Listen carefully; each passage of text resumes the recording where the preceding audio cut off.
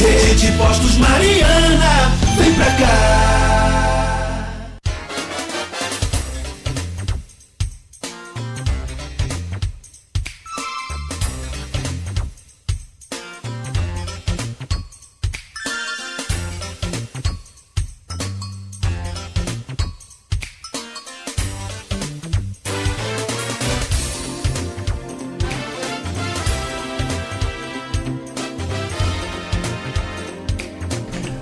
Oito horas 6 minutos em Campos, de volta com o Folha no Ar, ao vivo aqui pela Folha FM, ao vivo também no Face, YouTube, no Instagram. Você acompanha este programa daqui a pouco em podcast, logo mais reprise na Plena TV. Amanhã parte desse conteúdo, hoje com a entrevista com o vereador de São João da Barra, do PL, Analiel Viana, estará no jornal impresso Folha da Manhã, bem cedinho nas bancas e nas casas dos assinantes. Nós voltamos e Campos tem tempo bom agora. Aquele solzinho tipo lâmpada de geladeira, só clareia, mas não esquenta nada. Não tem essa. Antigamente a gente falava muito isso. 19 graus agora, previsão de temperatura um pouco mais alta hoje, mas volta a cair no domingo, voltando àquela casa dos 13 graus novamente. Hoje está em 16 de mínima, 29 de máxima, agora 19 graus. Programa de hoje no oferecimento de Proteus, Unimed Campos, Laboratório Plínio Bacelar, Vacina Plínio Bacelar, Rede Mariana de Postos de Combustíveis, Radimed Diagnósticos por Imagem e consórcio do Cicobi Fluminense. Como eu já disse, conversando com o Analiel Viana. Tem um ouvinte nosso aqui, Analiel, inclusive tem um heliporto praticamente pronto, me parece que é da Petrobras, lá em São João da Barra já. Falta alguma coisa de ambiental, algum laudo, se não me falha aqui a informação. Quem está aqui mandou uma mensagem aqui fazendo um pedido é o Rony. Ele é ouvinte aqui do programa. Bom dia, queria solicitar à Prefeitura de São João da Barra a melhoria da estrada que liga Cajueiro ao Porto do Açu. Que está muito ruim, e o calçamento em Cajueiro está horrível, próximo à praça. A sinalização da via também está ruim, e peço ao vereador que possa nos ajudar na estrada que é muito utilizada por nós que trabalhamos no Porto do Açu. Rony, dá para ver? Eu não sei como é que está a estrada lá, ele que está falando. Não, realmente aquele pedaço, aquele trecho ali do calçamento tá horrível. Ali é uma estrada, a gente chama Estrada do Galinheiro, que na verdade tinha o Galinheiro do Percy antigamente lá, que agora é a área do Porto, né? Tá na expansão industrial do Porto. Então, essa estrada foi asfaltada, mas aquele pedaço ali, aquele trecho de calçamento que vai da BR-356 até encontrar o asfalto, é um trecho que está muito danificado e precisa de uma reforma. Mas, na verdade, não é só a reforma do paralelepípedo. Precisa fazer um sistema de drenagem que não existe ali ainda. Porque o que acontece? A BR é alta, o asfalto lá onde foi construído é alto, então ali empoça muita água em tempo de chuva. Precisa ali um trabalho bem agressivo na questão de drenagem e fazer uma outra pavimentação, que seja intertravado, ou eu acho que deveria ser até asfalto. Mas como que ser asfalto sem fazer a drenagem? Então fica aqui, já fiz essa solicitação várias vezes, inclusive no mandato passado e nesse mandato. Fica o nosso apelo aqui à Secretaria de Obras, Secretaria de Trânsito, para que junto com a Prefeita consiga realizar essa obra, importante obra em Cajueiro. Obrigado, Rony, pela participação. Tá feito aí o pedido, Rony. E você já fez o pedido lá já também, fiz, né? Tem ofícios. É porque às vezes não é só você recuperar um paralelo, você tem toda uma estrutura que você falou. Ficou tipo que... É um bolsão d'água ali. Fechou de um lado e do outro virou outro. E ali fica terrível, alaga mesmo. E aí quando alaga, amolece o solo, passa os caminhões pesados, ônibus, e ali destrói todo o calçamento. Analiel, você está começando o seu segundo mandato, mas você tem, né, inteiro, 4 anos aí passados, e eu queria que você falasse um pouco sobre seus projetos, suas indicações na Câmara. Então, A gente começou esse segundo mandato. O meu mandato, assim, eu avalio como muito produtivo. Eu fiz algo diferente em São João da Barra. Eu fui para a rua, eu absorvi as demandas, eu cobrei bastante, de uma forma sempre educada, contido, mas falando sobre os problemas. Em todas as oportunidades que tive, eu até acho assim, muito interessante que quando eu fui chamado pela primeira vez, agora no final do ano passado, para conversar com a prefeita, e junto com todos os vereadores, eu já levei uma pauta, acho que eu tinha uns 10 problemas. E aí eu cheguei, e ela tinha me convidado para estar no governo, e já fui relatando os problemas. Aí até alguns vereadores me puxaram a orelha, você já chega num... Mas, cara, essa é a função do vereador. Aí até sexta-feira eu tive com a prefeito, naquele dia a senhora ficou chateada, já chegar com...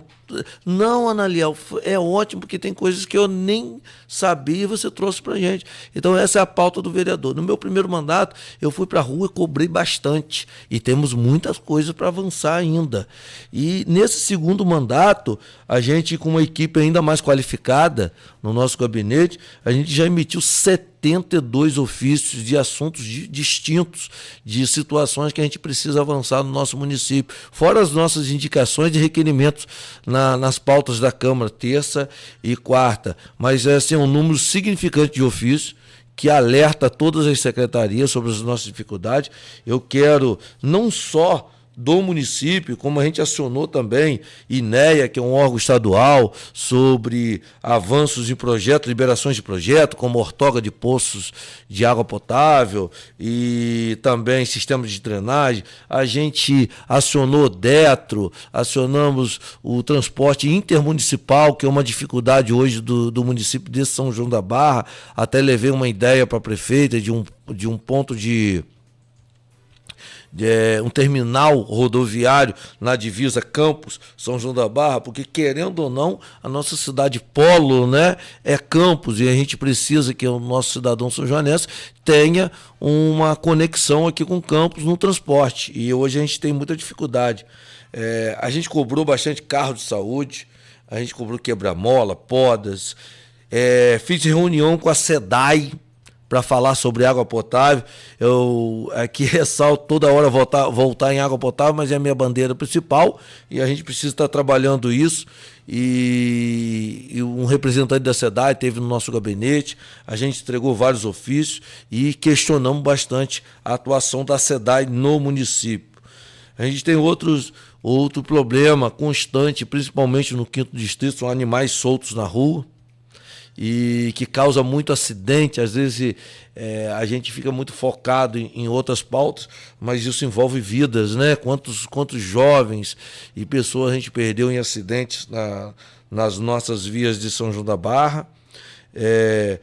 Quero ressaltar aqui o meu trabalho junto com o deputado, licenciado e hoje secretário de Habitação Bruno Dauaire, aonde a gente está levando para São João da Barra asfalto, campos de futebol society e entre outros avanços. Obrigado, Bruno, por todo o carinho que você tem com São João da Barra e o nosso trabalho em parceria, hoje a Secretaria de Habitação atuando em São João da Barra. A gente coloquei emenda impositiva para passarela em Gruçaí. Hoje a gente ali, frente ao Bar do Zico, já está em construção uma nova passarela. Eu sou do 5º Distrito, né?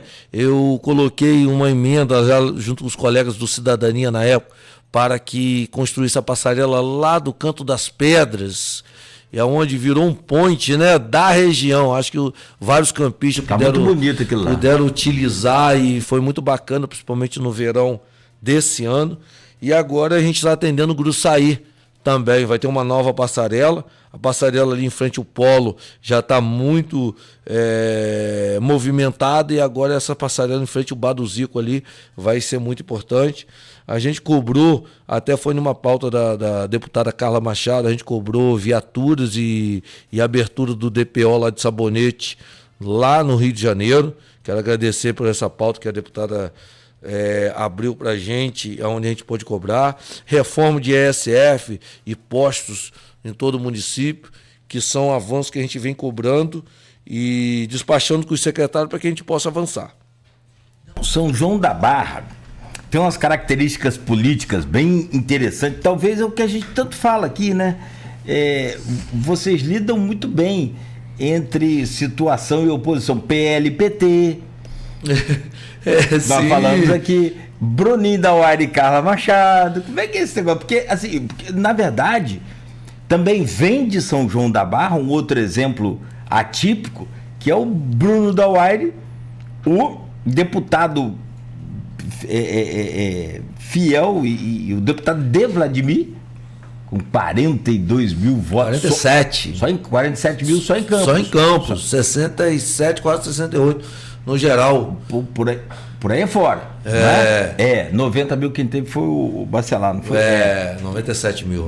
Teve 20 e poucos mil em Campos. Né? Enfim, e aí e aí o Bruninho dá esse exemplo, e ele é de São João da Barra, e aí ele tem e se dá bem com o Bacelar e com o Castro. É secretário do Vladimir e o Bacelar. Eu acho que é isso que dizer. Não. O Bruninho se dá bem com o Vladimir, mas se dá bem com o Rodrigo também. Isso. Tanto é que ele falou aqui neste programa que ele quer ser ele é o cupido entre Vladimir e Bacelar e Vladimir. A gente... A Luiz falou que a seta dele tá meio torta. Então, os dois não estão se entendendo aí. Aliás, tem uma crise na saúde muito complicada, que está afetando São João da Barra também, que é esse corte do cofinanciamento. Você está acompanhando esse processo? Estou acompanhando, até levei na pauta de sexta-feira com a prefeita para a gente falar sobre isso, o que a gente pode estar já observando e planejando para que a nossa população de São João da Barra não seja impactada por essa desavença, né? Já vamos direto falar de água. Vamos falar de água. Porque eu acho que essa conversa seria para o próximo... Não, agora. Não, a da política da política depois. É no último. Fala no último. Mas vamos lá. Você tem como bandeira, e fala pra gente aqui muito claro isso, a água potável e saneamento. Prefeita Carla Capucci esteve aqui com a gente algumas vezes na campanha, como pré-candidata, depois como candidata, com aquele processo que a gente faz aqui de ouvir todos os candidatos, todos os pré-candidatos, depois todos os candidatos pós-convenção partidária, né? E em todas as entrevistas, e depois também na vitória, assim como ouvimos também aqueles que perderam, também ouvimos aqui, tanto lá quanto aqui em Campos, enfim. Esse jornalismo, como a Luiz fala, e a gente sabe, a gente pratica, se faz com o máximo de equilíbrio e de tentativa de imparcialidade possível. Tem que ouvir todos os lados. No mínimo, cada história tem dois. Tem história que tem... Tem mais? Tem mais lá. Você perde a conta. Mas, e aí, a Carla falou, a Carla Capucci falou, top 1 é o hospital do meu governo, do segundo mandato. E top 2, água. No seu caso, como vereador, o top 1 é água. Top 1 é água potável. Como é que é isso? Como é que você se posiciona diante porque está sendo feito um estudo, não terminou ainda, sobre a privatização da SEDAI ou a municipalização da água e do esgoto, que aí geraria essa questão de concurso público, outras ações para poder resolver o negócio. Precisa resolver o problema da distribuição de água e também da coleta de esgoto em São João da Barra como um todo, e não é só para verão que a gente fala aqui, agora é no geral. No geral. Então, o que acontece? Eu sou oriundo do 5º distrito, né? Lá da localidadezinha de Água Preta, próximo ao sul, e de uma certa forma a gente sofreu muito com a falta de água potável. Até se normalizou de uns tempos para cá, não tem faltado tanto nessas localidades, mas temos outras que ainda nem têm o fornecimento de água potável. E eu venho cobrando muito do governo uma atitude. Afinal de contas, na verdade, houve um leilão da SEDAI aonde alguns municípios entraram nesse leilão, mas São João da Barra não, São João da Barra ficou de fora. E a SEDAI continua atuando em São João da Barra, mas num serviço que há muito tempo não avança. E a população vai crescendo, as comunidades com necessidade de água, aonde a SEDAI não consegue atender. Então a gente precisa de uma solução. Ah, Naliel, você fala que a SEDAI tem que sair e vir uma outra empresa que cuide da água. Não sei, eu não sou especialista nisso. Eu preciso que os estudos mostrem isso, que tenha um chamamento público para que alguém possa assumir de vez e com compromissos firmados em contrato do avanço do nosso saneamento, que envolve, né, todas as áreas de água potável, esgoto, entre outros atendimentos. E a gente precisa avançar nesse sentido. Não pode ter a SEDAI que não tem obrigações de avanço, vai fazendo feijão com arroz ali, e segundo o pessoal da SEDAI, eles tomam prejuízo todo mês, mas eles também não querem sair, eles não querem abrir mão. Sobre a municipalização da água, a gente tem lá na localidade, algumas localidades do 5º Distrito, como Mato Escuro, Água Preta, Sabonete, Cazumbá, Campo de Areia, é atendido pela água fornecida pelo município, não é nem a SEDAI que atende. Mas o município também não tem expertise com água. Eu acho que a gente tem que trazer uma empresa que seja SEDAI ou que seja qualquer outra, que sejam do ramo, que possa atender e que possa ter as previsões em contratos de avanço no saneamento básico de São João da Barra. Essa é a minha cobrança, é isso que eu luto, e fiquei muito satisfeito quando a prefeita me chamou e disse que é a pauta número 2 dela para o nosso município. E eu tenho certeza que a gente vai avançar. Tive cobrando no INEA semana passada, acho que foi quinta-feira eu estive no INEA com ofício cobrando o avanço nessas questões. Porque tem um problema, e você é sabedor, acredito que sim, do seguinte: bem ou mal, a água vai chegando aos poucos e vai chegando, mas também a conta d'água é baixinha. Ou não chega. Nessas localidades do município, que o município atua, não tem conta. Não tem conta. É gratuito. Aí você vai privatizar ou vai municipalizar, vai passar a ter conta. Como é que o pessoal vai reagir a isso? Tem toda uma preocupação aí também, né?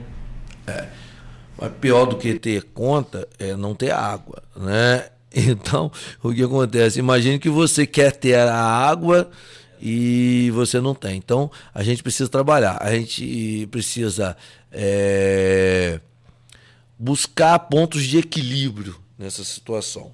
E, sei lá, uma tarifa social, até certo volume, né, de consumo, você paga uma taxa social, passou desse volume, você passa a uma taxa um pouco mais elevada, mais normal para os padrões, não sei, a gente tem que pensar todo mundo junto. Esse estudo precisa chegar da FGV, se eu não me engano, esse estudo precisa chegar e depois a gente fazer a parte política, vendo as classes sociais, cada bairro, como que seria atendido. Agora a gente precisa ofertar água potável de qualidade e precisamos avançar no tratamento de esgoto São João da Barra. Engraçado que a gente... Não, muito boa colocação sua, se me permite.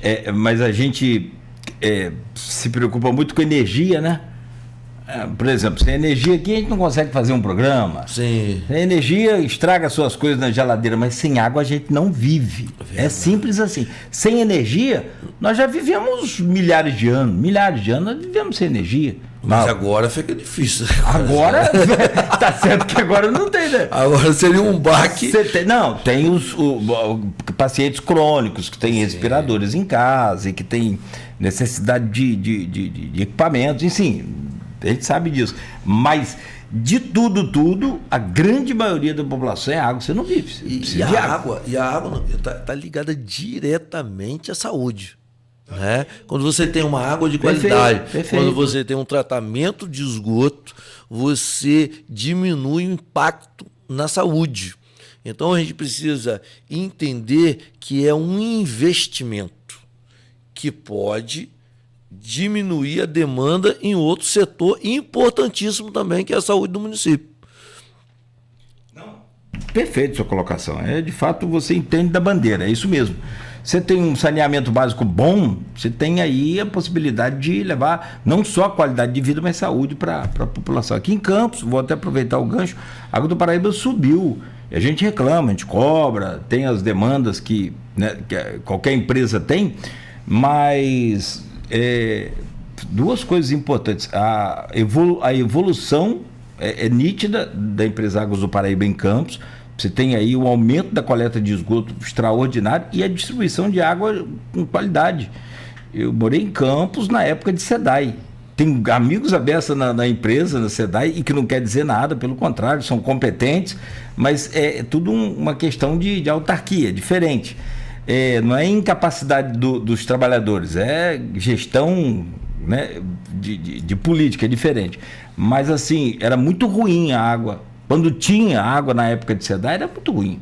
Como é lá em São João da Barra hoje, você vai no verão, muito simples. Quem não tiver lá uma cisterna e uma bomba, você vai ficar sem água. Passa necessidade. Aí já é algo assim muito complexo quando chega no verão, né? São João da Barra absorve principalmente o veranista de Campos, né? Que sai daqui e são muito bem-vindos em São João da Barra, nas nossas praias. E aí o impacto é muito grande, né, no consumo de água potável, mas é algo que a gente pode prever, né? São João da Barra fica com quase 150 mil pessoas no período de verão, as praias lotadas e tal. Mas nós temos dificuldades diárias na água potável.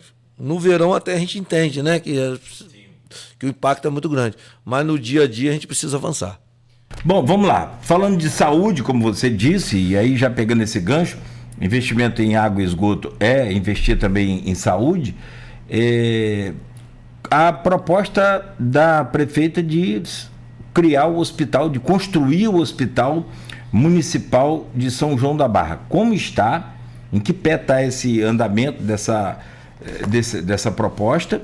Na verdade é uma promessa de campanha também, né? E da sua parte como vereador, me parece ter um combinado, um acordo entre vocês, vereadores, de parte do percentual que você tem daqueles 3% das emendas impositivas, parte desses 3% devem ser colocados também para a construção do hospital. Como é que está o andamento desse sonho aí? Então, eu estive com a prefeita semana passada e a gente falou sobre isso, né? Não poderia deixar de falar. Uma pauta importantíssima. E ela está escolhendo o terreno. Há uma grande possibilidade de sair ali ao lado da Câmara, o nosso hospital. E vai ficar muito interessante. Sobre a emenda impositiva... A Câmara Nova. A Câmara Nova. Ficaria entre o Parque de Exposições ali... Ficaria do outro lado. Mais à frente um pouco. Sim, sim. E ali tem um terreno que já é da prefeitura. Chegaram a falar também do lado do Parque de Exposições. Do lado do Parque de Exposição, mas parece que o terreno que foi doado é pequeno. Teria que desapropriar uma outra parte do terreno. Para puxar a cidade para cá e tal. Mas ali também não fica ruim, não. É na chegada da cidade.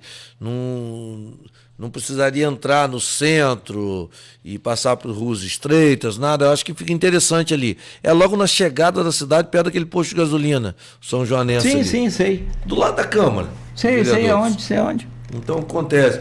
Esse terreno está sendo observado e seria interessante a construção ali. Sobre as emendas impositivas, a gente se prontificou a buscar emendas federais e também usar a parte da saúde. Teve vereadores que até usou mais, colocando para o nosso sonhado hospital, que vai ser uma conquista de todos, principalmente da prefeita, né, que focou e está muito focada nisso. Tenho certeza que logo, logo a gente vai estar iniciando essa construção. E todos os vereadores aderiram, abraçaram e destinaram de emenda. Eu destinei quase R$1 milhão para que possa ser atendido o nosso hospital. Das suas emendas? Da minha emenda, Eu acho que todos os vereadores, eu tenho certeza que todos os vereadores indicaram a emenda da saúde ali para o hospital. Sim. Sai nesse mandato dela ainda? Porque dizem, os gestores públicos falam aqui, e gestores de saúde, né, ao longo desse tempo de conversa com eles, eles falam o seguinte: a construção do hospital é difícil? É. A parte de alvenaria é difícil.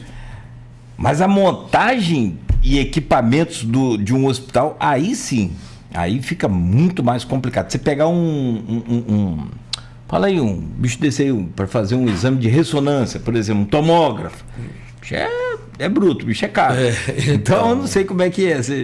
Será que dá para sair nesse mandato aí? Então, eu até vejo, Nogueira, que construir e equipar não seria o grande problema da questão. A funcionalidade que eu acho que é bem mais complexa. Mas eu tenho certeza que a prefeita vai buscar pessoas que estejam capacitadas, preparadas na área para dar todo esse suporte. Eu não domino, né? A gente vê a gente quer ver acontecer, mas eu acho que ela precisa de uma equipe já com expertise na área para que possa conduzir até essa funcionalidade do hospital. Mas eu acho que São João da Barra, e a gente vai estar lutando para buscar recursos estaduais e federais para que possa estar tornando real esse hospital, trazendo para a nossa realidade e principalmente atendendo bem a nossa população. Não, sem a participação estadual e federal, você não faz saúde. Não tem. Aliás, está na Constituição, né, federal. O vereador Analiel, falando de avanço do mar, ainda voltando lá no assunto água, só que agora salgada. Cara, eu tenho dificuldade muito, eu já falei aqui várias vezes, muita dificuldade de entender por que São João da Barra, ao longo de tantos anos, nunca conseguiu, e várias pessoas já me explicaram, mas eu tenho dificuldade mesmo assim de entender, porque há registros do início do avanço do mar lá em 1950. Aí depois, em 1970, década de 1970, tem, sim, um avanço mais forte, agressivo. mais agressivo. Obrigado. Do mar. E aí eu tive a oportunidade de morar no litoral, no Espírito Santo, em Marataízes, estava começando o avanço, daí a pouco já tem as obras. Essa lentidão das obras, essa falta de e aí, isso que eu falei, passa de questão de poder público municipal, isso é federal. Sim. De ordem federal. Mas que seja de ordem intergaláctica, mas ninguém faz. Como é que você encara essa situação desse avanço do mar? Já são mais de 500 famílias, sem contar que desabrigados, que perderam casa, que perderam tudo em Atafona, mas também tem aquelas desabrigadas lá pelo terminal pesqueiro, que também são atingidas e moram, às vezes, agora até de aluguel social. Então, se você me permite, né, vamos fazer aqui o que os estudiosos me passaram e a gente acompanhando, se parece ter assim uma grande verdade nisso. A gente, com os grandes desvios de água do Paraíba, a gente falando sobre Atafona. Na verdade, o Rio Paraíba do Sul era um rio navegável, né, por embarcações, até porque a gente tem o porto aqui em Campos, onde navios traziam mercadorias e levavam mercadorias, mas, como você falou, década de 50, década de 60, foi desviada muita água do Paraíba. Com isso, o rio perdeu força e ele perdeu aquele poder de empurrar toda essa areia que vem trazendo ao longo do Paraíba, que quando chega aqui no Baixo Paraíba, ela deveria ser empurrada para o mar.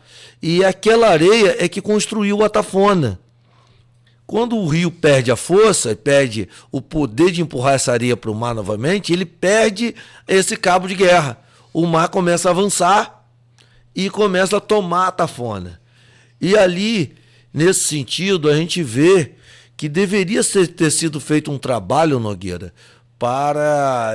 de caráter até federal, para que diminuísse os impactos. Afinal de contas, retirou a água do rio, que era um curso natural que mantinha a Atafona de pé, quando se retira aquela água para atender outras cidades, outras comunidades, você causa um impacto gigantesco em Atafona. E isso não foi pensado. E agora a Atafona sofre com todo esse impacto.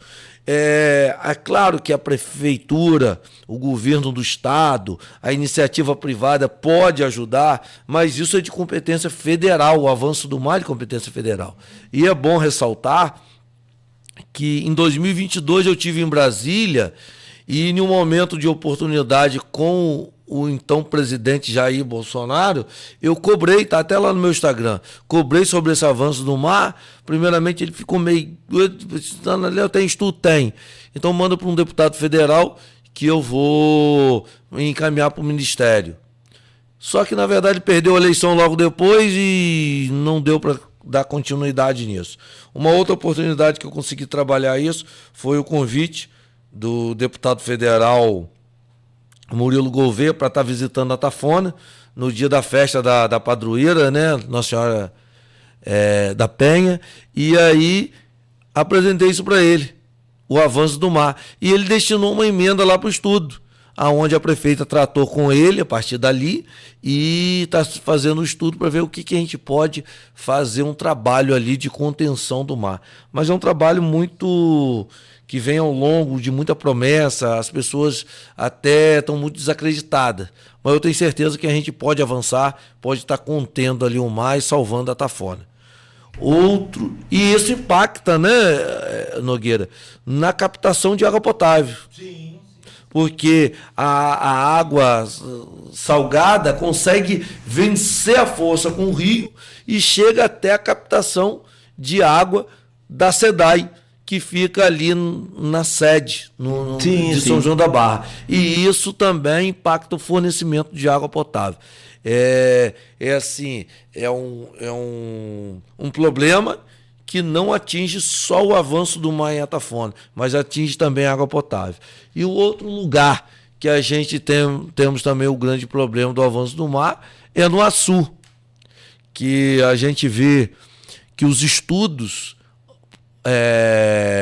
pré-porto apontavam que o quebra-mar do porto aceleraria a erosão no Açu. E é muito, assim, dá para você perceber que os estudos apontavam o seguinte: a grosso modo falando, as correntes marinhas, uma hora ela está levando os sedimentos, a areia, para o norte e depois ela volta para o sul. Mas se você tira um grão de areia e joga ele 1 metro ou 100 metros para frente, mas depois ele vai voltar e fica tudo tranquilo. Mas ali quando cria-se o quebra-mar, o nosso famoso e apaixonante hoje Cantinho das Pedras, a gente vê que quando a corrente marinha pega todo o sedimento, a areia, e leva para o sentido norte, ela leva e encosta lá no Canto das Pedras, faz a curva e sai para o mar. Ok. Só que no sentido contrário, ela não consegue buscar areia no Canto das Pedras. Então ela passa pela ponta do quebra-mar e vai, a grosso modo falando, vai morder lá no Açu. Sim. Então aquela areia do Açu que vem até o Canto das Pedras, o sentido natural da corrente não consegue voltá-lo para o Açu. Então o que acontece? Gradativamente o mar só vai avançando no Açu. E isso, o estudo já apontava que ia acontecer. E o Porto do Açu tem um compromisso firmado de mitigar tudo isso, de fazer um trabalho de engorda de praia, só que hoje ele não cumpre. Então há um embate muito grande do nosso mandato com o Porto do Açu em vários sentidos, inclusive um é esse, que deveria ser acompanhado. E aqui eu já levei ao Ministério Público, já levei ao INEA, eu gostaria muito que o Porto do Açu, aqui não é um embate, é uma cobrança legítima de um vereador eleito, que o Porto do Açu cumprisse com o seu compromisso com o nosso Açu, onde ele possa fazer a engorda de praia ou fazer algo que possa reverter ou amenizar essa situação do nosso Açu. Eu tenho uma pergunta sobre isso, que eu quero saber qual o posicionamento dessas cobranças que você faz ao Porto, o que eles te respondem. Mas eu peço licença a você, está relacionado a um líder do seu partido, não sei se é seu líder, se você comunga com as ideias dele, eu não sei, você pode falar também, mas a notícia está agora no portal Folha 1, e eu confesso a você que eu falo isso com muita tristeza, não concordo com quase nada que Bolsonaro fez no governo e falou, não concordo com muita coisa, principalmente no combate à pandemia, foi um desastre, mas eu falo isso com tristeza porque é ruim para o país, é ruim para a economia, é ruim para todos nós. Você tem um ex-presidente sendo investigado, sofrendo aí ações da Polícia Federal, e olha essa notícia agora. Alvo da Polícia Federal, Bolsonaro terá que usar tornozeleira e não poderá acessar redes sociais. O ex-presidente também terá que permanecer em casa entre 19 e 7 horas da manhã e foi proibido de se comunicar com embaixadores, diplomatas e outros réus no inquérito dessa investigação do golpe. Tá? A Polícia Federal cumpriu mandatos contra o ex-presidente Jair Bolsonaro, PL, na manhã desta sexta-feira. Advogados de defesa do ex-presidente confirmaram a operação e ele é alvo de medidas restritivas determinadas pelo Supremo Tribunal Federal, segundo fontes ouvidas aí pelo blog aqui deixa eu só conferir aqui, da Camila Bonfim, tá no Globo News. Analéu, você pode comentar sobre isso. Se você me permite, eu vou só fazer um comentário aqui, claro, sem nenhuma pretensão, quem sou eu, para influenciar no seu ou em qualquer comentário de qualquer pessoa, mas eu vejo um erro muito grave em todo esse processo. Assim, para mim também há uma clareza muito grande de uma tentativa de um golpe ou de um movimento similar a essa questão. E bem desenhado durante todo o governo pelo próprio Bolsonaro, mas sobretudo há um erro muito grande que eu vejo, que é o Alexandre de Moraes ser o promotor de todo esse julgamento. Por que está errado, na minha opinião? Porque ele é parte do processo, ele é réu, ele é vítima também no processo.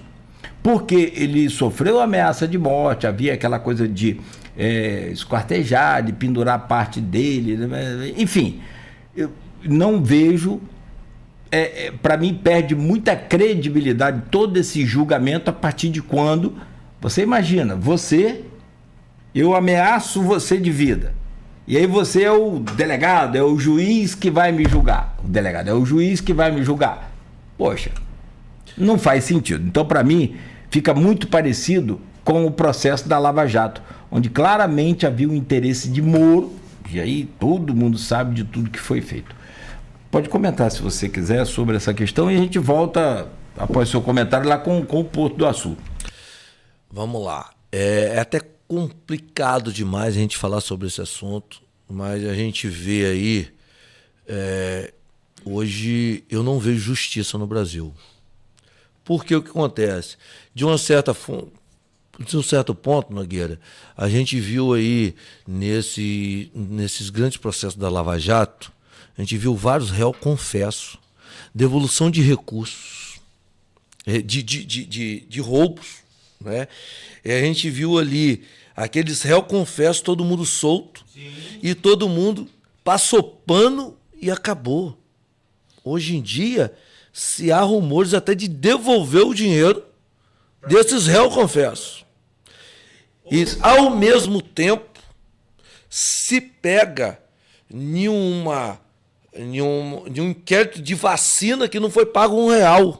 Quando é contra, digamos assim, o governo Bolsonaro, eles querem emplacar uma corrupção que não foi pago R$1. Quando é para o outro lado, existe réus confessos que devolveram o recurso, que estão querendo devolver o recurso para o criminoso. Aí começa cartão de vacina, que agora se cai por terra. Aí você começa a puxar, e aí agora apresentados uma minuta do golpe, que não foi assinada. Ah, mas ele criticou as urnas eletrônicas. Eu também posso criticar. O Lupe criticou. O Flávio Dino, que hoje é ministro da Justiça, criticou. É ministro Supremo. Ministro Supremo, desculpa. Ministro da Supremo Justiça. criticou também. Então, baseado em todas essas informações, Nogueira, existe vários momentos onde Bolsonaro fala, olha, gente, não acabou. A gente vai ter eleições novamente, entendeu? Então, na época da greve dos caminhoneiros, gente, vão para casa, a gente tem que continuar, o país tem que continuar. Então, cara, isso não pesa em nada a favor dele. Só pesa que foi apresentada uma minuta. Ele assinou a minuta? Ele deu prosseguimento à minuta? Não. Ele tem que ser punido de alguma forma, isso a justiça tem que averiguar. Mas a gente vê 2 pesos, 2 medidas. E aí a gente vê o quê? Uma caça às bruxas. Tem que condená-lo. E aí você vai pressionar. O Mauro Cid mesmo tem momentos que ele fala, olha, não vale o que eu queria falar. Tem que falar o que eles querem ouvir. Então, cara, eu acho assim, hoje é impressionante como que a gente acompanha. Eu acho que daqui a alguns anos a gente vai ver esse momento crítico do nosso país escrito nos livros de história como um absurdo, entendeu? Bolsonaro, eu não sei, mas eu acredito que ele tem os seus erros, né? Como qualquer pessoa pode errar em um seu comentário, coisa. Agora, seja punido dessa forma. Agora, não vamos atribuir ao cara situações que ele não praticou. Não houve arma, não houve invasão, ele estava nos Estados Unidos, entendeu? Então, vamos avaliar dessa forma também. Agora, o que você falou também, ele vai ser julgado por Flávio Dino, adversário, Alexandre de Moraes, o advogado que hoje é o Zanini, né? Hoje é ministro do Supremo também, que é o advogado de Lula. Então, eu não vejo justiça, eu não vejo imparcialidade nisso. Eu acho que cada um tem que pagar pelos seus erros. Agora, eu vejo 2 pesos e 2 medidas. Quando vai atender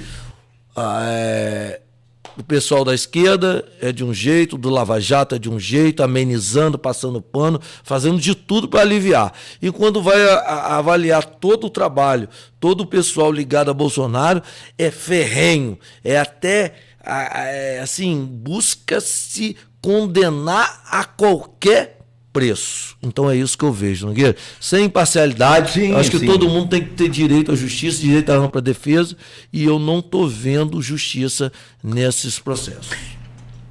Em resumo, eu não respeito, e claro, seu comentário está perfeito. É sua posição sobre o meu, que eu falei, sobre Lava Jato, e sobre o que você terminou falando agora também, a imparcialidade nos 2 processos, ela é fundamental para que eles sejam concluídos com êxito. Ou seja, a Lava Jato, que tem réu confesso e que teve sim dinheiro devolvido de outro, ela só foi anulada porque houve parcialidade do juiz, ou seja, ele era o juiz de uma determinada vara. Tá. Ele não deveria fazer o que fez, não poderia legalmente fazer o que fez, chamando para ele todo o julgamento do processo. Não, fim de papo. Ali, o que aconteceu? Isso aí, todo mundo que devolveu o dinheiro, todo mundo que falou que roubou e contou toda a história, acabou sendo inocentado, como o próprio presidente, que também foi inocentado, justamente por isso, por um erro técnico jurídico, que aí invalidou tudo. Mas aonde... Se vai pelo caminho legal, a mesma coisa vai acontecer agora. A mesma coisa, estou te dizendo, estamos sujeitos a acontecer agora. Se tem alguma ilegalidade agora, ela vai ser punida, pode até ser, mas daqui a pouco vai ser anulada, porque tem na minha opinião, tem uma parcialidade, ou seja, ele está sendo parcial, ao invés de imparcial, está sendo parcial. E qual seria a imparcialidade? Ele não participar do processo, que é o caso do Alexandre de Moraes. Esse é que é o problema.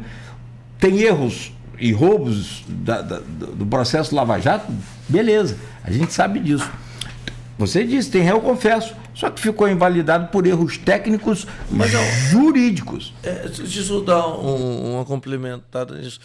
Na verdade, e onde estava o Supremo nesse momento? Porque foi levado a ele várias situações que deveria ser julgado em Brasília. E por que eles não interromperam e puxaram o processo para eles nesse momento? Por que esperaram o momento temporal para caber o cancelamento do julgamento, a inocentar sem ser julgado, entendeu? Então a gente vê que foi esperado o momento certo para invalidar todo o processo, porque poderia ser puxado para Brasília desde o início. Então a gente sabe que isso existe. Nós estamos no Brasil. Aqui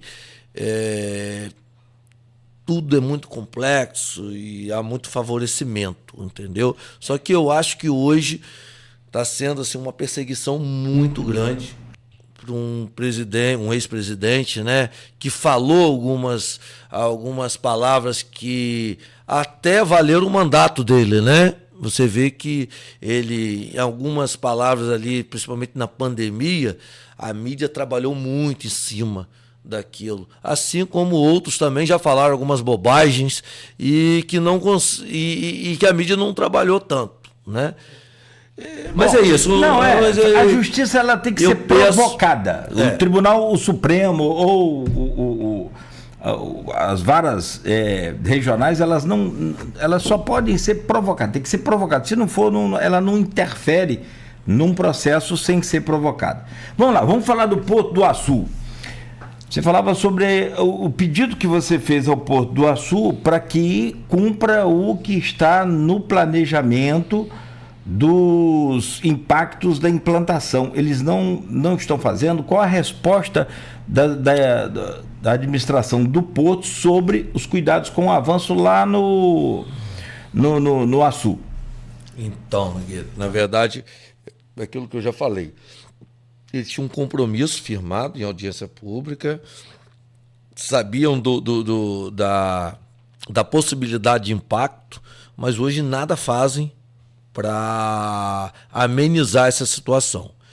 Eu já levei para o Ministério Público, assim como eles fecharam a SB 42, que dá acesso à praia, nós temos hoje 38%, Nogueira, do litoral são-joanense, você não tem acesso.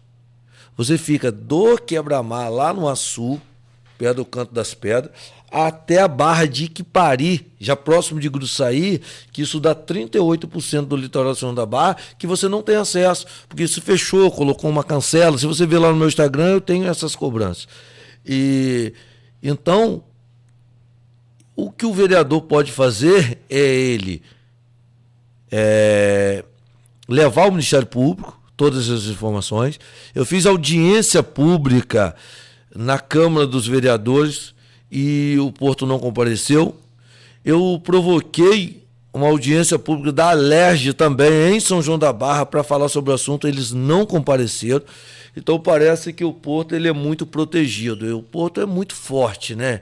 O Brasil precisa de porto, isso é muito importante para a gente só não pode fechar os olhos. Mas parece que, de uma certa forma, o Porto está intocável, faz o que quer.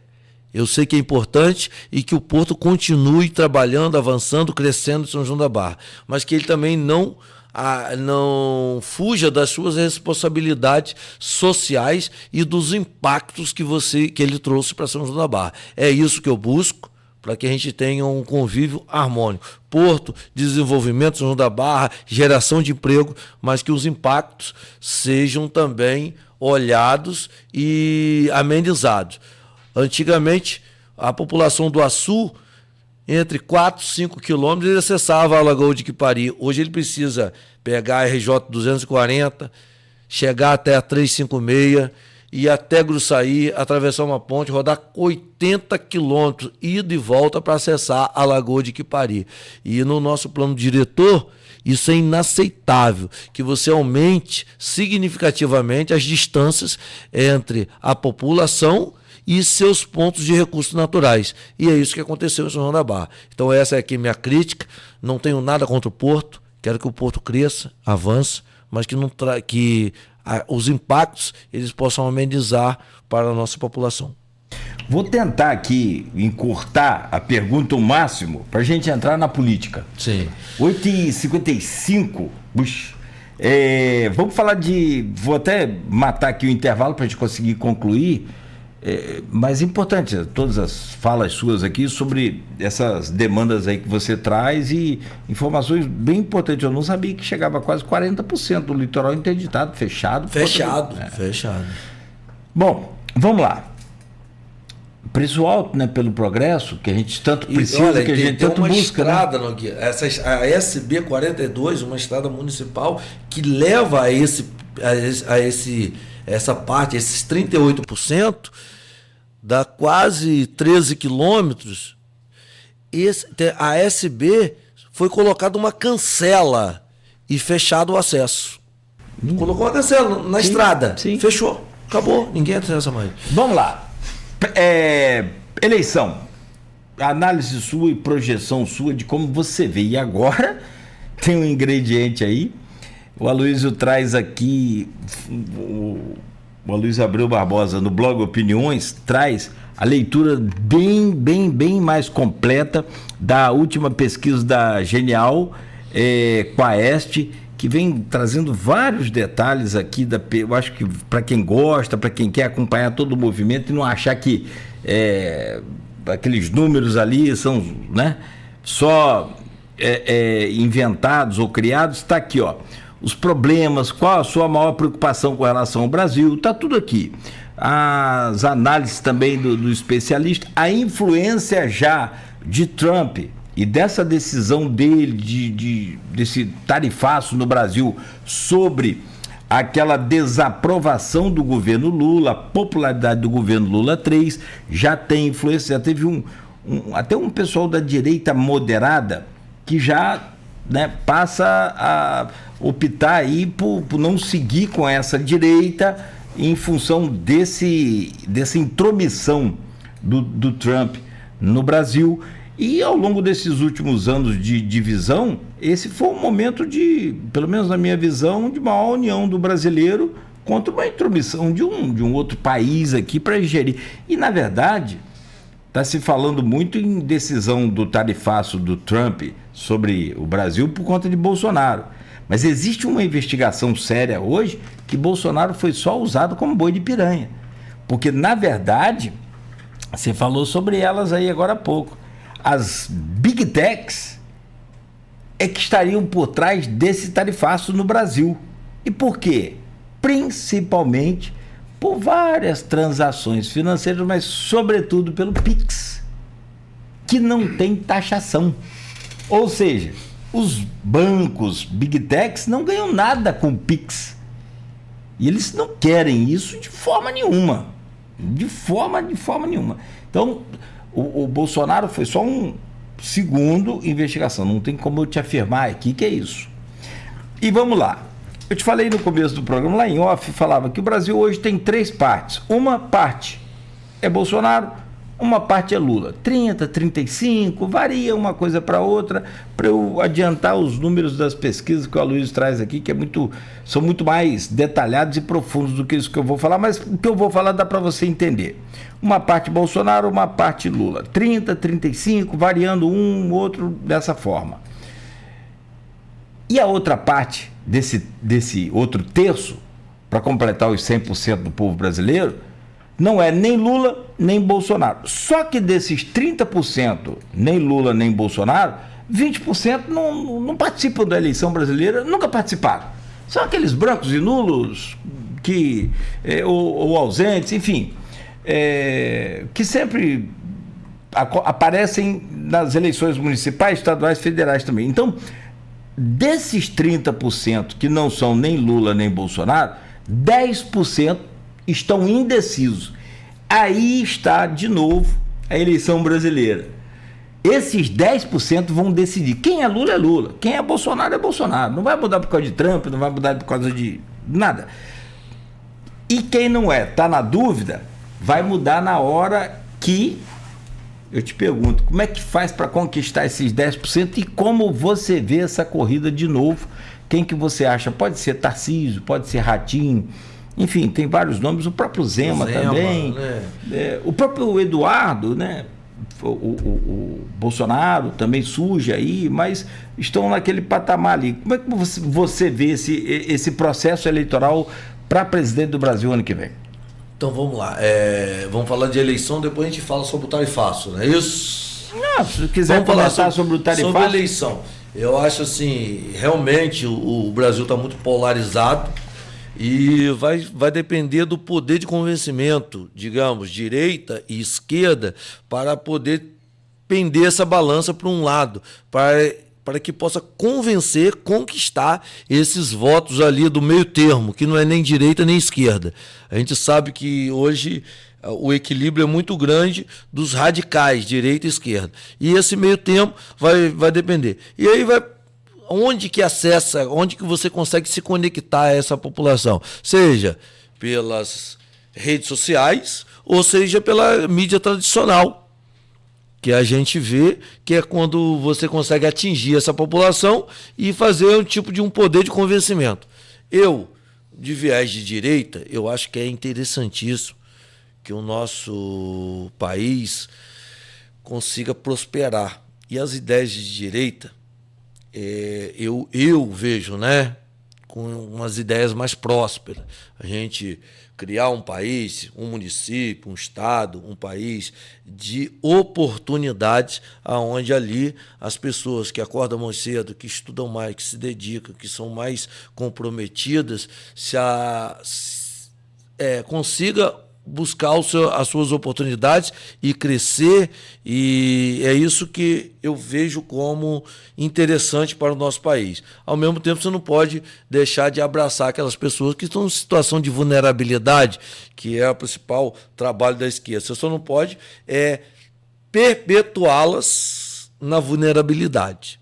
Então, eu gostaria muito de ver um governo de direita comprometido. Tarcísio é um grande nome, entendeu? Bolsonaro, em alguns momentos, foi radical e tal, está nessa situação. Então, eu gostaria muito de ver Tarcísio como nosso candidato a presidente da República, já que Bolsonaro não pode concorrer nesse momento. Então, eu gostaria muito e trabalharia bastante para que ele fosse o nosso presidente. O Zema é interessante, a gente tem o Ratinho Júnior, a gente tem vários nomes, né? Tem a Michele para ser uma vice, entre outras situações. Tem o Eduardo, tem o Flávio, mas acho que o Flávio vai concorrer ao Senado novamente. Mas eu gostaria muito de trabalhar arduamente para que a direita possa está avançando no nosso país, que ela nunca feche os olhos para as pautas da esquerda que são importantes, mas eu gostaria de ver um governo de direita no nosso país, uma direita moderada, que possa alavancar sem pandemia, sem nada. A gente sabe que isso atrapalhou bastante. E sem radicalismo. Eu tô rindo aqui, você tá vendo eu rir aqui internamente, é que tem um parceiro nosso aqui que botou uma mensagem pra você aqui, ó. Sim. Claudinho Maromba, é que eu tô malhando. Você tá ficando velho, você tem que repor os músculos, né, cara? Você tá malhando, eu malho também. Mas sim, eu corro todo dia e malho todo dia, tem que ser, pô. Não pode, 54 anos, velho. Os músculos do velhinho estão... Passou dos 40 tem que se cuidar, né? Senão a queda é livre. Aí os caras falavam na minha época, hoje eu não ouço mais isso, falavam, a vida começa depois dos 40. Começa o quê? Começa a ter problema, né? Começa a cair o cabelo, começa a ficar branco. Quem botou a mensagem? Claudinho Maromba. Mas quem é Maromba, na verdade? E você malha com ele. Transmita meu abração ao vereador Analiel. Muito boa entrevista. Betinho da Uai. Betinho, eu fiz um treino, a gente fizemos um treino outro dia juntos. Ele pega pesado, eu não vou não. Rapaz, pega pesado. Aí, Betinho, você tá me ouvindo? E a gente ia fazer um pequeno vídeo. Tá tomando eu bomba? Peguei... Pode falar, tá tomando bomba? Tô brincando. Ele, não sei, eu não tô. Agora ele acredita também que não esteja. Tô brincando, tô brincando. Aí eu fui pegar o peso, né, o halter pra fazer o bíceps. Peguei o halter de 12. Quando eu chego perto do Betinho pra filmar, o Betinho tava com de 16. Bruto. Aí eu parei um pouquinho, voltei lá, peguei o 16, eu vou fazer só 3, mas eu vou fazer 16. Vou perder pra você não, velho. Betinho é um cara muito resenha, muito bacana, e é bom vê-lo agora, né? Na casa dos 60 anos, praticando atividade física. A longevidade está ali, né? Na atividade física, e desejo muita saúde. Obrigado pela sua amizade, por estar sempre em contato, passando a sua experiência para o vereador Naliel, para o mandato do vereador Naliel. Obrigado pelo apoio, Betinho. Um abraço para Bruno Dauaire também. Você com de 60 anos é problema seu com ele, eu tô fora, falei nada de idade, brinquei na água de bomba aqui, que é brincadeira. O cara, você falar que o cara tá com 60, pô, o cara não tá com isso tudo, não. Ó, Betinho, me permita, quem não sabe, foi prefeito de São João da Barra por 2 anos. Dois mandatos. Por 2 mandatos. Perdão, por 2 mandatos. É filho do nosso saudoso Alberto Dauaire, que nomeia hoje a BR-356, em que a gente fala todo dia que movimenta a BR-356, rodovia prefeito Alberto Dauaire, tá bom nos 2 sentidos, todo dia. Analiel, nós temos que encerrar, mas ainda falta falar sobre governo do estado. E tem assim. Eu sei que o tempo está corrido. Sobre o tarifácio. Por favor. Fique à vontade. Sobre o tarifácio. Eu acho que é horrível para o nosso país. Acho que o presidente Trump ele partiu para um lado que eu acho que ele está visando mais os focos dos Estados Unidos e não do Brasil. Essa vai ser mais uma que Bolsonaro vai pagar o preço por conta disso, entendeu? É importante que ele ressalte a visão dele para esses julgamentos, para esse que ele chamou de caça às bruxas. É importante que ele ressalte, porque o mundo precisa olhar para o Brasil. Agora, eu não vejo como ele interferir em um julgamento em um país que é soberano, Brasil. E quando ele faz essa taxação, imagine, se a gente não consegue exportar em grande quantidade, como a gente já vinha, com todos os setores, seja o agrícola, seja de mineração, seja de qualquer outro segmento, a gente vai perder vai cair muito o nosso PIB, com isso elevando o valor do dólar e a gente ficando sem poder de compra. E pior ainda, se o Lula, né? Eu até vi uma notícia que ele refugou, não vai mais nesse sentido, mas da reciprocidade. Ou seja, devolver na mesma moeda. Devolver na mesma moeda. Porque aí a gente fecharia de vez o mercado nos 2 sentidos, e eu acho que pioraria ainda mais a nossa situação no país. A gente tem o Porto do Açu ali, que o São João da Barra depende muito do ISS. Se as exportações diminuírem, diminui a arrecadação do São João da Barra, a gente vai sofrer um impacto direto. Então, de uma certa forma, isso é muito ruim. Eu torço muito que o governo Lula haja com diplomacia, que consigam um diálogo. Não é um fato isolado. O governo Trump ele veio de taxação na China, na Rússia, em vários países, e agora chegou a vez do Brasil, que ele veio com muita agressividade, mas eu acho que todos os outros países conseguiram diálogo e avançar em um meio termo, e eu torço muito que Lula, que é o nosso presidente, independente de eu ser de direita e ele ser o grande nome da esquerda, né, mas que ele possa agir com diplomacia e consiga conduzir, né, o nosso país a um diálogo e amenizar essa situação horrível. Perfeito. Acho que é a torcida de todos, né? Analiel, não pode ser um pensamento do quanto pior, melhor. Entendeu? Porque aí tá todos nós no avião. Se eu torço para que o piloto infarte e morra, eu vou cair junto. Nós estamos aqui, o avião é Brasil, né? Então a gente tem que torcer para que a nossa viagem seja o mais tranquila possível. Eu disse aqui e repito, não é um dia, na minha visão, quem me conhece sabe, eu repito, não concordo com as coisas de Bolsonaro, mas não é um dia legal, não é um dia bom para o país você ter mais um ex-presidente usando a tornozeleira, e deve ser questão de pouco tempo para ser preso.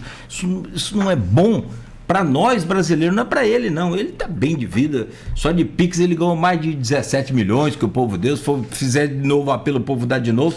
Ainda bem que foi doado, não foi roubado em propina, né? Não é verdade? Como era o costume. Ainda tem isso. Ainda bem que foi doado o Pix. E ainda tem isso, então assim, é independente de política, de direita, de esquerda, independente de tudo isso, você tem hoje um dia ruim para o país de ter mais um ex-presidente envolvido numa investigação. Se está certo ou não, não importa para a gente, isso é muito ruim.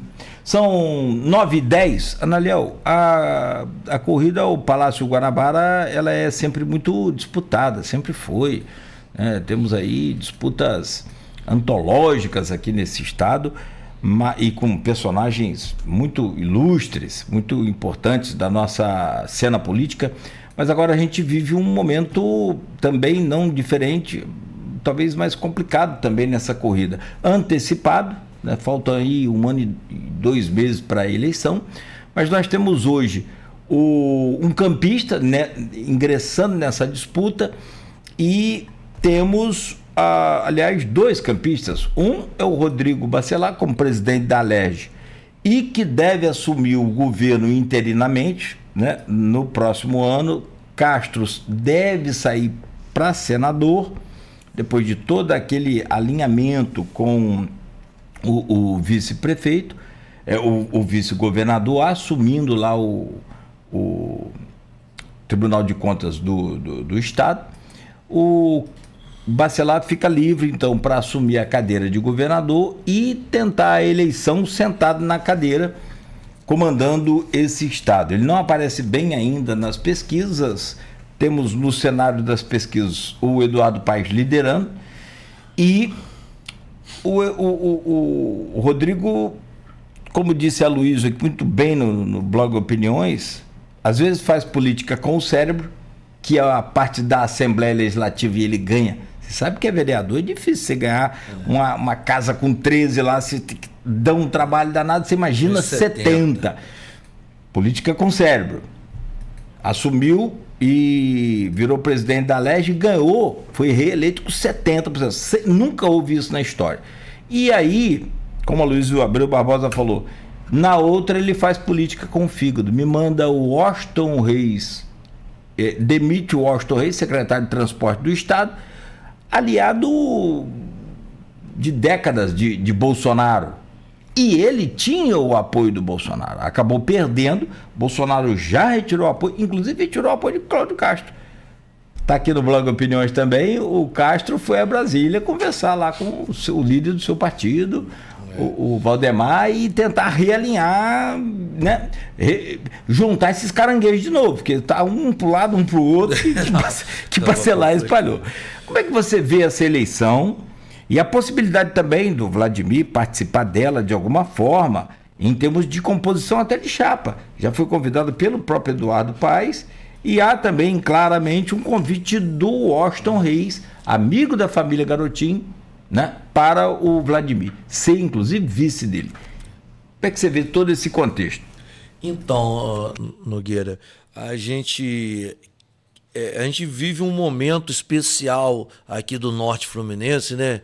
Onde São João da Barra tem 2 deputados, a deputada Carla Machado e o deputado Bruno Dawaire, é importante. E a gente vê aí 2 figuras importantíssimas, onde eu tenho contato e assim, e vejo com muito bons olhos tanto o Rodrigo quanto o Vladimir. E eles me parecem, né, ser 2 protagonistas hoje da disputa ao Palácio Guanabara. Rodrigo, eu acho que ele tem as atitudes dele, né? É o que você falou. E como é que ele consegue conduzir a Alerj, ter 70 votos, 100% do voto da Alerj, algo inédito, que aconteceu. Ao mesmo tempo, ele foi muito agressivo nesse momento, né? Onde ele estava na cadeira, né, interina, quando a Cláudio Castro não estava no país, e tomou uma atitude que, assim, a gente olhando de fora, me parece precipitada, mas ele é que sabe o que aconteceu ali. Ele chegou onde chegou também desse jeito. Então, é só ele mesmo para avaliar. O outro é Vladimir, né, que anunciou que não vai apoiar Rodrigo. Tem aí uns flertes com Eduardo Paes, mas eu acho que ele tem uma ligação muito grande. Vladimir tem uma ligação muito grande com Flávio Bolsonaro, que é de direita, e aí tem esse convite aí também, ao que a gente ouve, o convite dos reis, para ele compor. Mas que bom que a nossa região está no cenário, né? Está lutando. Se eles conseguirem administrar todo esse impasse, eu acho que seria muito bom trazer o foco do Estado para a nossa região. Eu acho que a gente pode colher vários frutos, tanto de Rodrigo quanto de Vladimir, duas figuras importantíssimas no cenário. Mas eu torço que eles consigam conduzir da melhor forma possível isso e que a nossa região saia ganhando. Muito bem, 9h15. Você já tocou no assunto. Flávio Bolsonaro é hoje disparado aí, senador, e é hoje disparado o preferido nas últimas pesquisas para continuar na cadeira. A direita tenta fazer um movimento, me parece que, de tentar conseguir um número maior de senadores, porque quem consegue mexer no STF, o único poder que tem essa prerrogativa, né? Essa prerrogativa existente aí para poder mexer num quadro qualquer, tirar um Alexandre de Moraes, por exemplo, é o Senado. E a direita quer, então, dominar esse Senado, ter a maioria, e aí faz uma força de eleger a segunda cadeira. Mas tem a Benedito da Silva, que aparece bem na pesquisa, nas últimas pesquisas, que já são de maio, e isso muda muito. Tem o Castro também, que começou a aparecer, e tem a Clarissa, que até o momento não declarou que é candidata e está fora do cenário político, cuidando da família, como ela disse aqui nesse programa também. Você acredita que a direita faça a segunda cadeira, já que Flávio está tão bem, deve continuar? Então, como são 2 votos para senadores, né, em 2026, eu acredito que Flávio pode dobrar com alguém, como aconteceu lá em 2018, né? Acho que é Haroldo de Oliveira, né? Que exatamente. Acabou perecendo na pandemia. Faleceu, né? E assumiu o Portinho. Que, aliás, é muito bom para a região, para Campos. Muito então. bom, mas eu acho que não disputa mais o Senado, né? Provavelmente disputar cadeira de deputado federal e tal. Então, o que acontece? Eu acho que dá para dobrar e a direita pode sim fazer 2 senadores. Já tem um de direita, né? Que é o Romário, que é até do PL, e agora fazer mais 2 deputados, reeleição de Flávio e mais um. Eu acho que é uma grande possibilidade disso acontecer. Se fosse apenas um voto, o Flávio dominaria, mas como são 2 votos para deputado, senador. Senador 1 e senador 2, eu acho que dá para fazer sim. O PL dá para fazer 2 senadores, eu acredito muito nisso. E deputados federais e estaduais? Eu coloco no plural porque nossa região sempre teve, né, mais hoje temos 4 na LERJ, lá de São João da Barra 2, de Campos 2. Porque a Carla hoje tem o título em Campos. Ela queria disputar a prefeitura aqui. A Carla é muito campeã, né? Você se dá bem com ela? Se dou bem com ela. Na verdade, os únicos problemas que eu tive com Carla Machado foi de posicionamento, mas até no final do ano, na conversa com ela, né, a gente conversando sobre todos esses impasses, na verdade, a gente tem opiniões fortes. Eu não posso estar numa mesa onde eu não possa me expressar e colocar meu ponto de vista. Então, nesses momentos que a gente teve alguns atritos, que já foi conversado, já foi deixado para trás, e o foco sempre foi São João da Barra, população de São João da Barra. Então, eu acho que essa discussão, embora que a gente tenha discordado várias vezes, mas eu acho que é importante para São João da Barra. Entendeu? Bom, vamos lá. Então tem ela, estadual, Bruninho, estadual, licenciado para assumir a Secretaria de Habitação. Temos o Rodrigo Bacelar de Campos e temos o Tiago Rangel, que está fazendo lá o trabalho bem feito dele também. Como é que você avalia a possibilidade da região continuar com esses deputados estaduais, com esses ou aumentar, e também na sua projeção para deputados federais? Que hoje nós temos o Caio, que é suplente, ou seja, nós ficamos sem deputado. Quem está ajudando o São João da Barra muito lá é o Murilo Gouveia de Itaperuna. Sim, o Murilo Gouveia, como eu ressaltei aqui, Murilo, foi até um convite meu para vários deputados da região para visitar a Festa da Penha, e ele visitou e ali se aproximou da prefeita e graças a Deus tem ajudado bastante. Olha, eu acho que todos esses nomes, né, Rodrigo aí, eu acho que vai disputar a eleição da majoritária no governo do estado, eu não sei como que vai se compor depois de toda essa situação que aconteceu aí com os reis, mas os outros três eu acredito que consigam se reeleger e manter o nosso Norte Fluminense forte na Alerj. Vou ajudar muito o deputado Bruno Dauaire, hoje secretário de Habitação, está fazendo um trabalho no estado inteiro. Mas a gente na caminhada a gente vê que a Carla Machado também está muito forte, cumprindo, né, o seu trabalho pelas suas pautas, as suas lutas. E o Tiago Rangel também, outro dia eu estava na atividade, ele estava forte lá também, está atuando em toda a região. E eu acredito que esses três possam sim se reeleger e que torço que tenha até mais alguns deputados da região, né? A gente precisa estar forte na região para que a gente possa buscar recursos e atender a nossa população. E federal? Federal, vou apoiar a Dani. A Dani é uma menina jovem que nos abraçou, principalmente nas minhas dificuldades agora, conseguiu alinhar o partido, conseguiu me ajudar no momento mais difícil da minha campanha. Já tinha ajudado ela da outra vez e continuarei ajudando a Dani. Dani Cunha, filha do Eduardo Cunha. Filha do Eduardo Cunha. Amigo, eu quero te agradecer muito. Então, o pessoal está te elogiando aqui da entrevista. O Elísio falou de novo aqui, boa entrevista. Elísio é suspeito, a nossa amizade é muito forte. Mas tá valendo o elogio. Você sabe que eu gosto muito do Elísio. Elísio é gente boa. Você sabe que esse negócio de suspeito? Quem me conhece mais é que pode falar de mim. É verdade, ele me conhece muito. Então ele conhece, sabe disso. Elísio conhece muito, eu e Elísio, a gente rasga elogio um do outro, mas é verdadeiro, é sincero, nunca houve barganha entre a gente. Pode até não gostar de você, mas que você surfa bem nas ondas, você surfa. Você não é bobo, não. É verdade. Amigo, obrigado, prazer te receber aqui. Espero que, né, o tempo que levou para você voltar, para você vir a primeira vez, não seja o tempo para você voltar.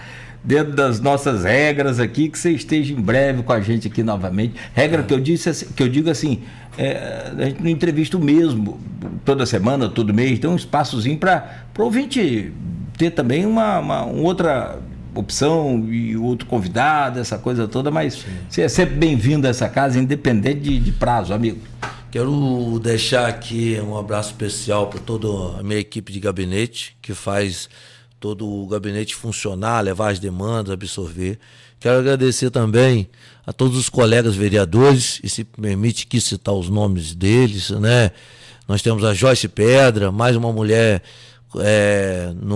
na nossa Câmara, o Alain, o Romenick, o Júnior Monteiro, o Caio César, o Léo de Lulô, a nossa presidente Soninha, o vereador Julinho Peixoto, que também está sendo um grande parceiro dentro da Câmara, Cacá, que me conhece de longa data.